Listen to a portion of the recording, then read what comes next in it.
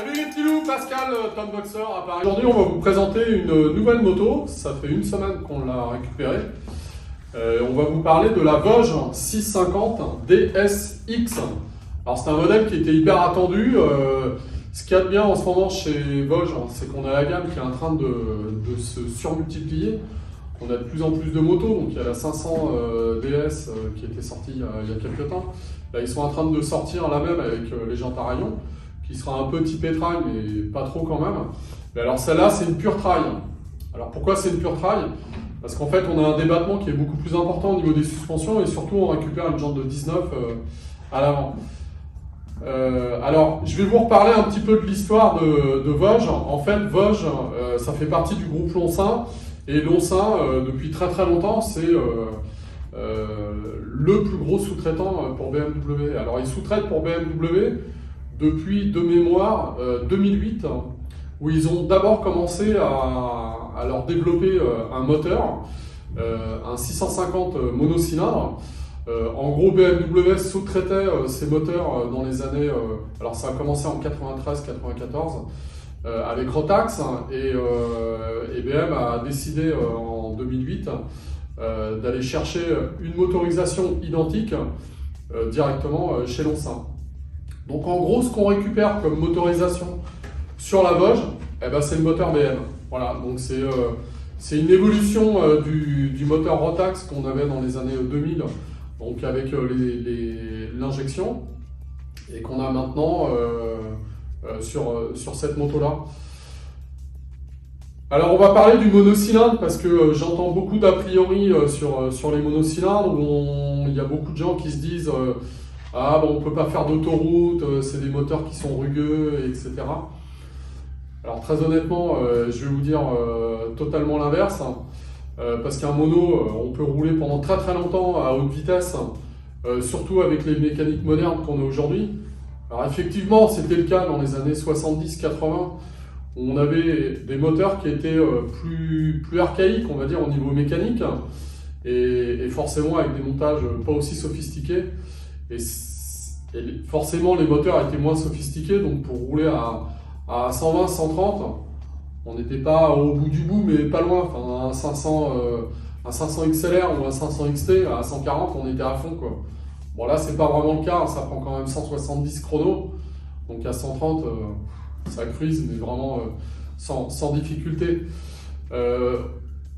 C'est quoi l'intérêt du mono par rapport à un bicylindre à cylindrée inférieure? Parce qu'on pourrait le comparer par exemple au 500 DS. Alors en gros, le mono, ce qui est intéressant, c'est que c'est un moteur qui tourne beaucoup moins vite.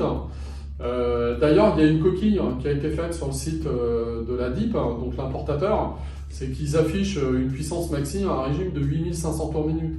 Ça ne tourne pas à 8500 tours minute. La puissance maxi sur cette moto-là, elle est à 6750 tours.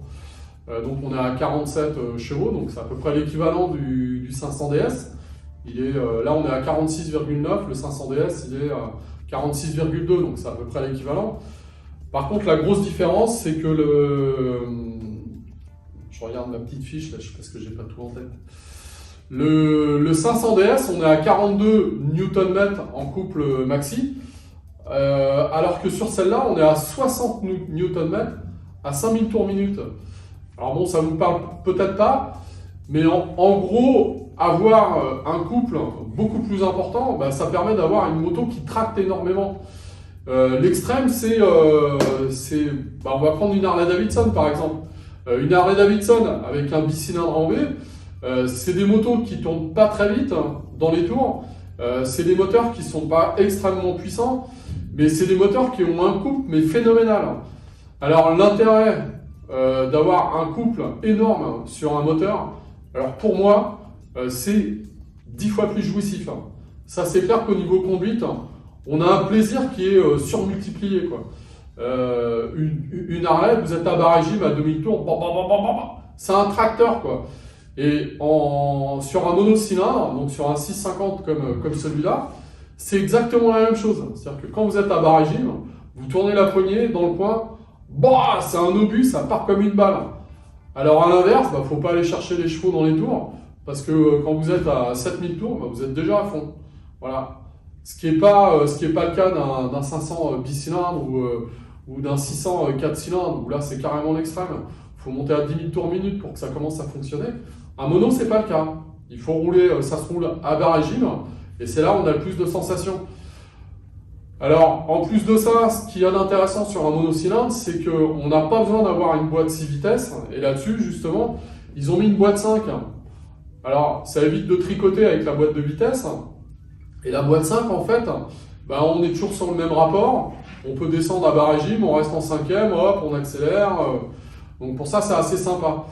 À l'essai, alors moi c'est un moteur que je connais super bien, parce que bon, je vous l'ai déjà dit dans des derniers tutos, j'ai travaillé longtemps chez BMW, donc c'est un moteur qu'on a utilisé pendant pas mal d'années chez BM. Ce qu'il faut savoir, c'est que dans les années 90 chez BMW, alors maintenant je peux le dire, hein, mais on avait les R1100 dans la gamme, on avait les K1100, on avait les K75.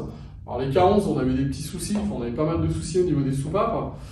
Les R1100, bah, c'était une génération qui venait d'arriver. On avait pas mal de soucis au niveau des embrayages et des joints de culasse. La B4 la plus fiable qu'on avait dans la gamme, bah, c'était une moto italienne avec un moteur Rotax. Honnêtement, on faisait jamais rien sur cette moto-là. Et c'est vrai que le moteur a été extrêmement solide, et il a toujours été solide au fil des années avec les évolutions qu'on a eues. Moi j'ai vu des 650 mono dépasser les 150 000 km sans jamais rien ouvrir. Pas faire la distribution, pas faire un joint de culasse, pas changer le piston, alors changer l'embrayage, ouais évidemment, mais rien faire, rien du tout. Alors c'est vrai que sur les monocylindres, quand on était dans les années 80, alors moi j'ai eu le cas, parce que j'ai vachement roulé en mono, dans les années 80, 500 XLR, 600 XT. Faut savoir qu'à l'époque, dans les années 80, la plus grosse vente sur le marché, c'était le mono. Pourquoi? Parce que c'était des trucs qui étaient accessibles, c'était léger, et puis on avait un plaisir de conduite qui était génial. Et puis en même temps, on avait le Paris-Dakar qui nous boostait pas mal les ventes. Au niveau marketing, ça faisait rêver pas mal de gens. Bon, moi le premier, hein. Et c'est vrai que pour barouder, pour voyager, moi, les plus beaux voyages que j'ai fait, franchement, moi j'ai fait la Corse en 500 XLR, mais c'était topissime, quoi. C'était génial, une moto légère, facile, ça allait partout. On avait un chemin, paf, on allait se le prendre, tiens, ça va où? Oh, putain, c'est génial, on arrive dans une bergerie.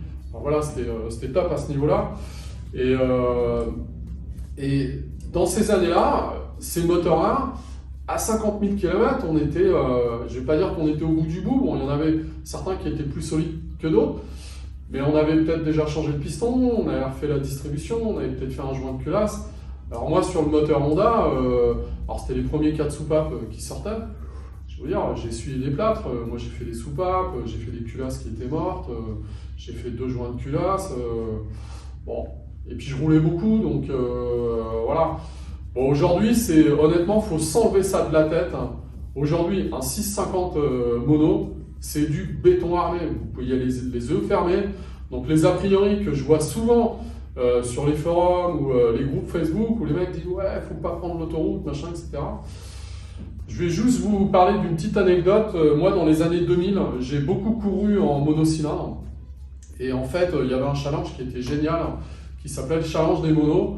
Et moi j'avais arrêté la Ducati Cup, j'avais envie de changer de catégorie.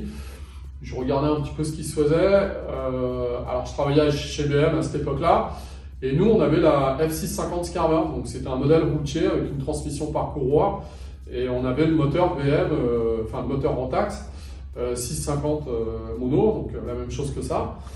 Et j'ai trouvé le challenge des monos. En 2003, je crois, ou 2004. Donc on avait une motorisation qui faisait 50 chevaux. Et donc j'ai pris la géométrie de la moto, j'ai dit ouais putain, si ça se trouve sur circuit, ça va peut-être pas mal fonctionner. Donc j'ai pris une moto qu'on avait à la boutique, je vais au circuit Carole, je roule avec, je prends mes chronos, je fais ouais putain c'est pas trop mal. Alors le seul souci que j'avais, c'est que j'avais l'air post-pied qui était trop bas. Donc ça frottait dans tous les sens, donc bon, j'ai modifié un peu la moto. Et première course, je me suis pointé, j'avais retiré le phare, j'avais mis du scotch. La moto, franchement, elle n'était pas très bien. J'avais gardé le guidon d'origine, alors qu'en théorie, dans le règlement, il fallait mettre des bracelets.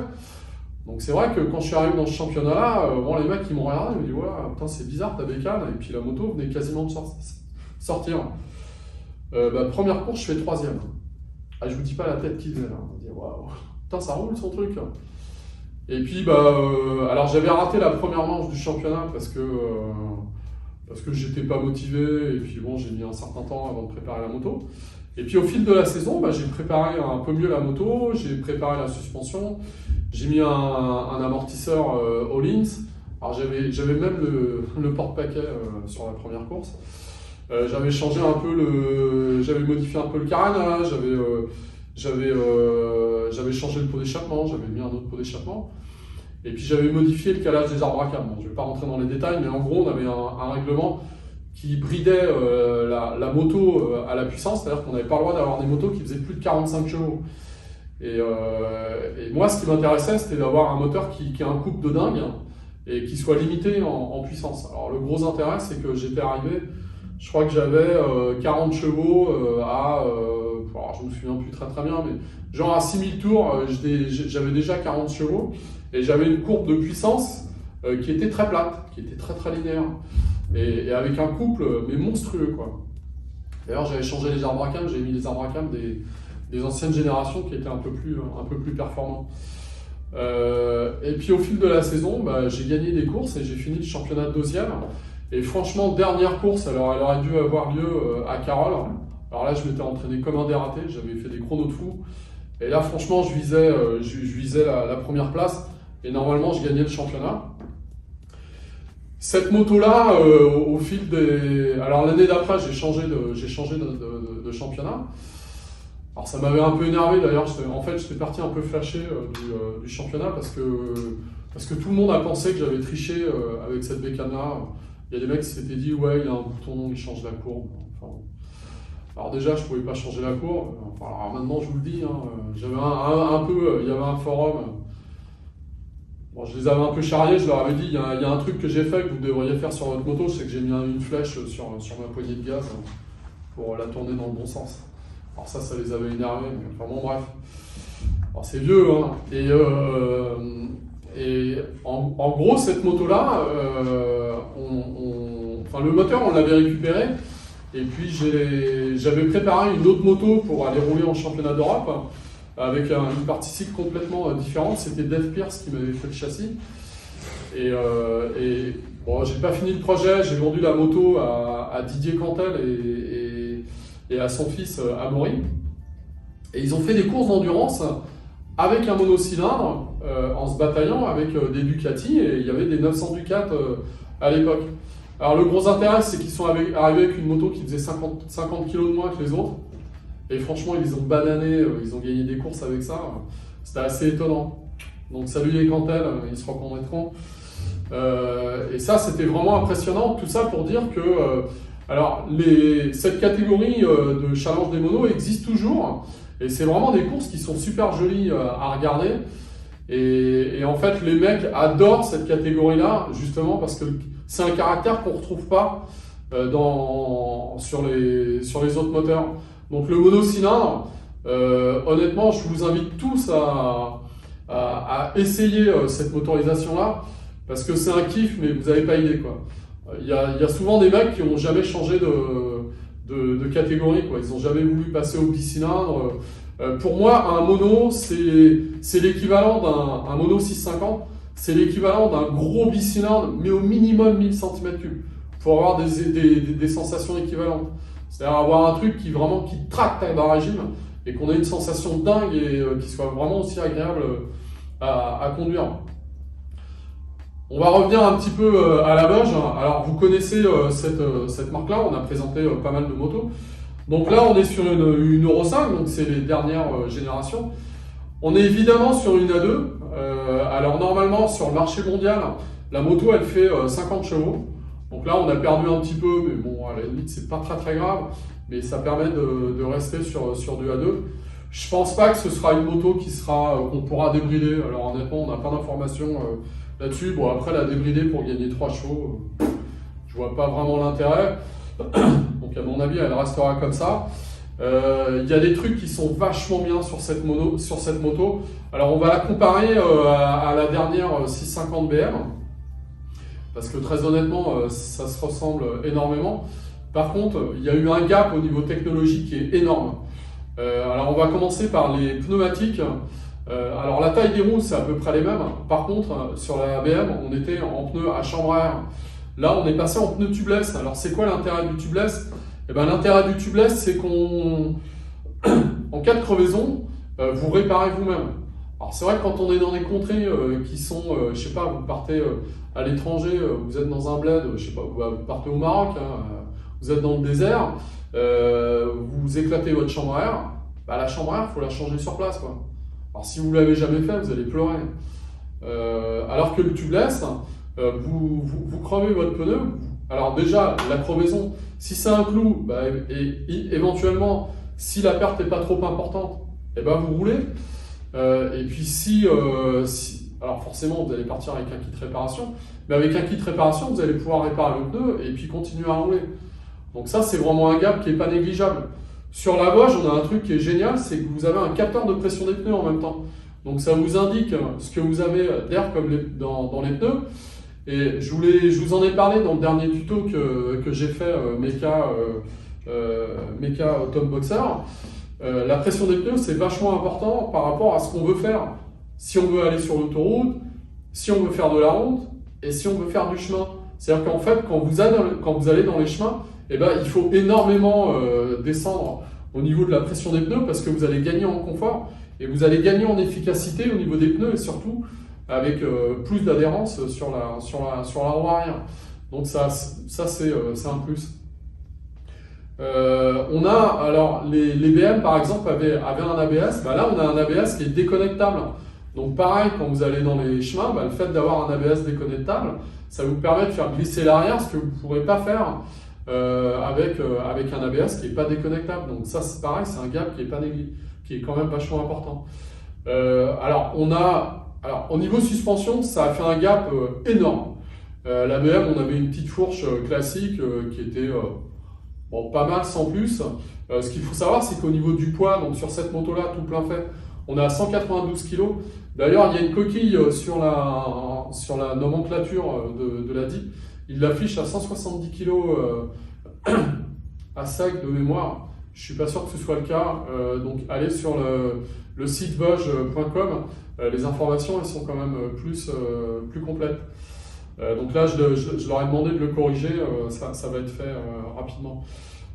Donc au niveau des suspensions, ça a vraiment évolué. Là, on est en Kayaba avant-arrière avec une fourche énorme, quoi. Donc on a gagné aussi en débattement.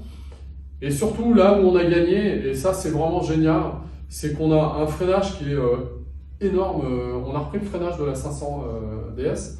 Donc on a des disques en 298 mm, je crois. Ouais, c'est ça. Avec des étriers 4 pistons Nissan. D'ailleurs, il y a une progression qui a été faite sur les disques par rapport à l'Euro 4 et l'Euro 5 sur les 500R et les 500DS. C'est que maintenant, on a des disques qui sont légèrement flottants.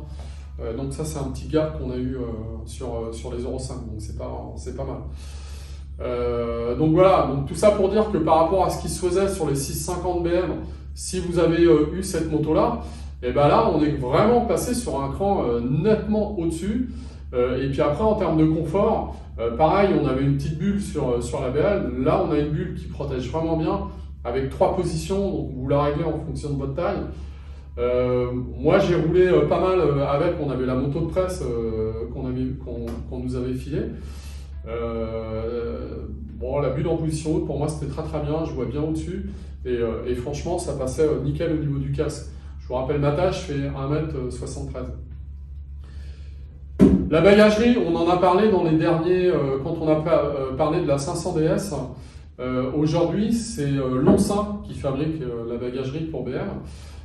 Et on retrouve en fait ce qu'ils font pour BMW sur les bagageries Vosges. C'est les mêmes types d'ouverture, c'est les mêmes balises. Alors elles sont un peu différentes parce que le pot d'échappement est un peu différent chez BMW, donc forcément on n'a pas tout à fait la même forme à l'intérieur. Mais voilà, l'ouverture à l'avant ou éventuellement à l'arrière. Donc ça c'est super pratique. On peut retirer la valise hyper facilement. Donc ça c'est assez génial. Alors, je vais la mettre par terre parce que c'est pas très pratique. Enfin, je suis pas du bon côté, donc voilà. Sans les valises, on a les protections. Alors, on est sur un prix à 8195. Pour l'instant, les motos sont toutes équipées. Sans la bagagerie, on sera à 700 € de moins. Alors, la dernière que j'ai vendue, comme je disais aux clients, prenez les valises avec, parce que le client me disait, ouais, mais les valises, je vais pas m'en servir. Moi, j'en ai pas l'utilité, je garderai uniquement le top caisse. Franchement, à ce tarif-là, il faut tout prendre. Parce que si vous les prenez au détail, il y en a pour 1100 €, je crois, de mémoire. Alors que directement monter sur la moto, on est à 700-750 € avec l'équipement complet, c'est vraiment pas cher. Chez BMW, quand vous prenez la bagagerie complète, on est déjà à 1500 balles. Et puis après, il faut rajouter tous les supports. Alors forcément, les supports, vous les avez, mais c'est des options. Hein. Ils vous les mettent sur la moto, mais grosso modo, si vous n'avez pas tout ça sur la moto, c'est un billet de 2000 balles. Pour l'anecdote, ça sort du même pays, ça sort de la même usine. On est à quasiment x3.